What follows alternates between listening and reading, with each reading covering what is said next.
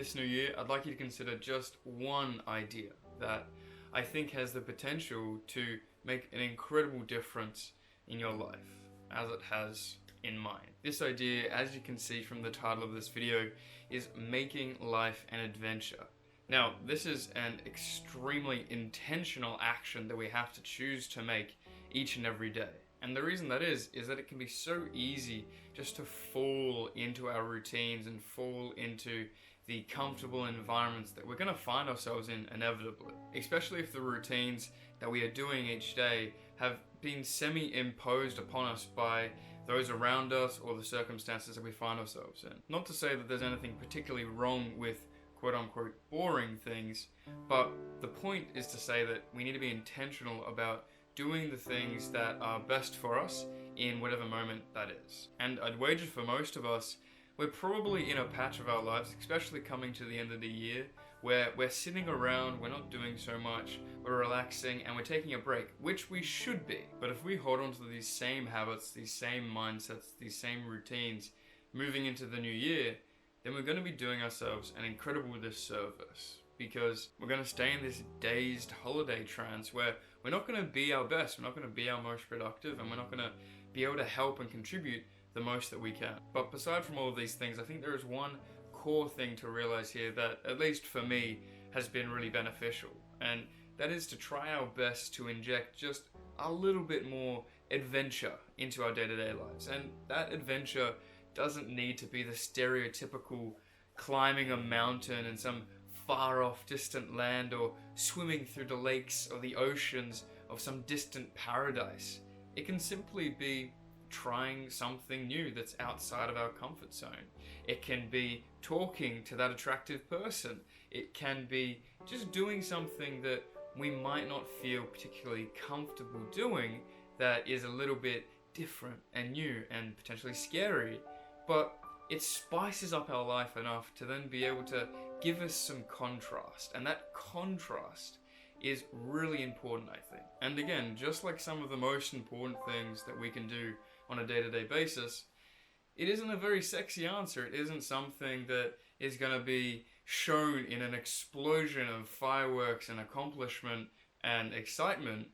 but instead it's just these little things, these little bricks that we can use to being able to shake off this general sense of dissatisfaction and malaise. But then we may also realize that these little habits aren't isolated. They are almost nodes in a network where if we improve one, we're improving the others. So if we take the example of injecting a little bit more adventure into our lives, not only will that spice up our life in that moment, but it'll also increase our confidence and our courage through doing these different little brave activities, to being able to show us and give us the data points that, hey, we are capable of this. Hey, we can do these things that on the surface might make us uncomfortable, but we still do it anyway. So not only is this a more physically stimulating option, but it's also a more mentally fulfilling option as well. Not only for the activities that we get to do and the connections we might be able to get to make, but also the progress that we get to make in our own personal development. One of the biggest things I hear from, be it friends or other people that I'm talking with, is this almost general jadedness or cynicism towards trying to do really cool or interesting or fun things to live a life that we can really be proud of. And that may be for a variety of reasons, and sure, it can be fair enough in a lot of situations, but I feel like if we are to try and genuinely do our best to live lives that we are most proud of and excited by, and can wake up in the morning and feel really keen and energized to just be able to get on with starting our day, then wouldn't we want to do our best to try to make that a reality? Which may sound naive, but I feel like taking into account all of the hardships and suffering that life presents us, integrating that information into our day-to-day lives, and then still being able to live happy, optimistic lives is an even greater achievement than this almost pseudo-intellectual position of saying that life is meaningless and that it falls into this kind of nihilistic perspective that is important along the journey towards understanding how the world works and how different things happen, but I don't think that's a place that we want to stay for very long. And there will always be people that try to tear us down when we start to think outside the confines of our immediate environment for a life that could be potentially better or bigger or greater than what we currently find ourselves with. There's always going to be those people, and so we can't hope to avoid them, but we can only hope to become stronger in ourselves to be able to combat those situations when they inevitably come up. Maybe combat is the wrong word, because we're wanting to be able to be so confident in ourselves and what we are doing that it's almost irrelevant if someone comes up to us and spits hate at us for no other reason than their own insecurities getting the better of them in the moment. So realistically, I suppose we approach it just like we should approach most situations, which is compassionately, because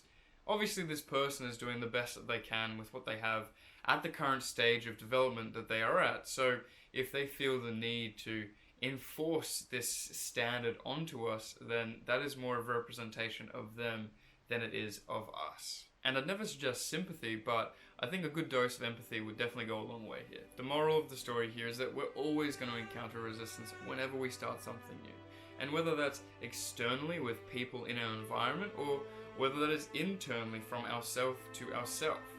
it's crucial to realize that through these periods of transition that we need to keep aware that these negative thoughts, these negative things that may be coming our way, again, from people or from ourselves,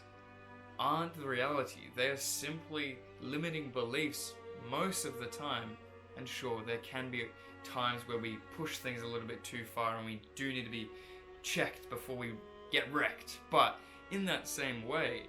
if we don't push ourselves to that limit, we don't push ourselves to find out where really is that line, then we're never going to really understand what we are capable of, what we could be doing, and the kinds of people that we could be. What we ideally want to do is to be able to go out into the world and contribute to whatever cause we think is most valuable in a way that represents our own personal confidence, self-worth, self-love, and capacity to being able to be the best version of ourselves. If we can approach the world with this perspective, then it may not only help us, but it could also help some people that see us making these changes and feel inspired to do the same. That's enough ranting for today. I hope you've been enjoying the holiday season. I hope you had a sensationally Merry Christmas and an incredibly Happy New Year. So, as always, thank you for watching, thank you for being here, and I'll see you next time.